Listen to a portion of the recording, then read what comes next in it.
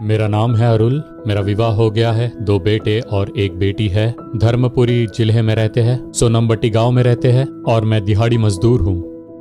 हमारा परिवार मसीह नहीं था। हमारा बड़ा बेटा 14 साल का है और छोटा बेटा 13 साल का है।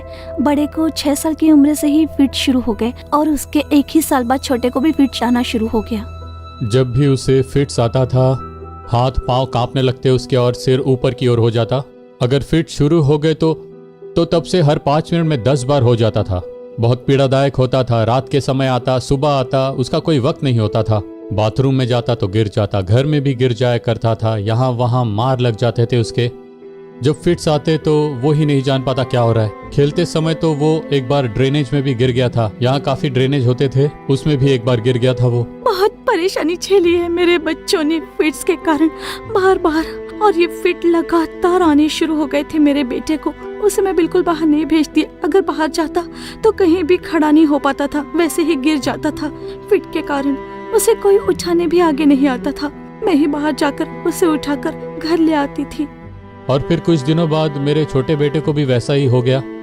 जब वो ठीक रहता तो इसे आ जाता, और छोटा ठीक हो जाता तो बड़े बेटे को भी आ जाता था। और हमेशा ये देखा गया कि अमावस्या के 2 दिन के पहले जरूर फिट्स आ जाता, जरूर आ जाता था। खाना नहीं खाता, उल्टियाँ होती थी। कुछ नहीं खाता था पर उल्टियाँ होती रहती। बड़े बेटे को ज्यादा नहीं होता था उस समय, लेकिन छोटा बहुत दर्द में रहता। फिट्स जब आता था उसे तो हाथ पैर खिंच जाते थे। दोनों को वैसा ही होता था। बच्चों के साथ जहर खाकर हम सब मर जाए, ऐसे विचार आ जाते थे। रहकर क्या करे, हम 5 मर जाने का विचार आता। ऐसा कोई अस्पताल नहीं बचा जहां हम लोग नहीं गए। मुझे ऐसा ही लगता, हर बच्चों की तरह हमारे बच्चे क्यों नहीं है। बहुत दुख होता था मन में।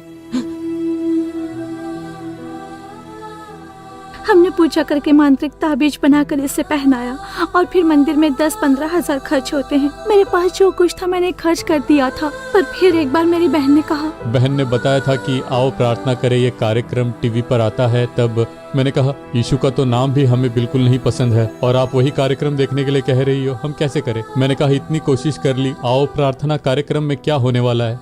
मैंने कहा, नहीं बहन, क्रिश्चियन मुझे बिल्कुल पसंद नहीं है और मैं उनके आगे दंडवत नहीं करूंगी। मुझे उनसे कोई लेना देना नहीं है। पर उसने कहा तो सिर्फ वो कार्यक्रम देख। तब मेरे पति ने वो कार्यक्रम लगाया और हम परिवार के साथ उस कार्यक्रम को देखने के लिए बैठ गए थे कि इसके द्वारा हमें छुटकारा मिलेगा या नहीं मिलेगा, ये सोचकर कि हम लोग वो कार्यक्रम देख रहे थे। और इस कार्यक्रम में हम लोगों ने काफी गवाहियाँ देखी। कई परेशानियों को लेकर, बीमारियों को लेकर, तरह तरह की बीमारियां, फिट्स के लिए भी छुटकारा है, ऐसे उन्होंने प्रार्थना की। यीशु मसीह के नाम में इस बच्चे के फिट्स का रोग दूर हो जाए। अनेक लोग जो आंसुओं के साथ प्रार्थना कर रहे हैं वो यीशु देख रहे हैं। हे परमेश्वर, दुख के साथ रोने वाले इन बच्चों पर तरस खाइए पिता। इस बेटी को स्पर्श कीजिए, इस छोटी बच्ची को स्पर्श कीजिए, चंगाई दीजिए। मौत की शैया बदल जाए, चमत्कार हो जाने दे, छुटकारा मिल जाए। आप स्पर्श कीजिए पिता। हमारे बच्चों को छुटकारा मिलना चाहिए। आप हमें चंगाई दीजिए, हमारे लिए कुछ कीजिए परमेश्वर। सभी को आप छुटकारा देते हैं, हमें भी छुटकारा चाहिए प्रभु यीशु।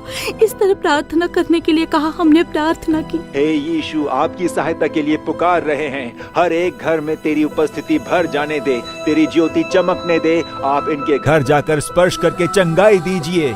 हम लोगों ने जैसे ही प्रार्थना की, मेरे बच्चे को छुटकारा दीजिए, चंगाई दीजिए, तब से उसे फिट्स बिल्कुल नहीं आया।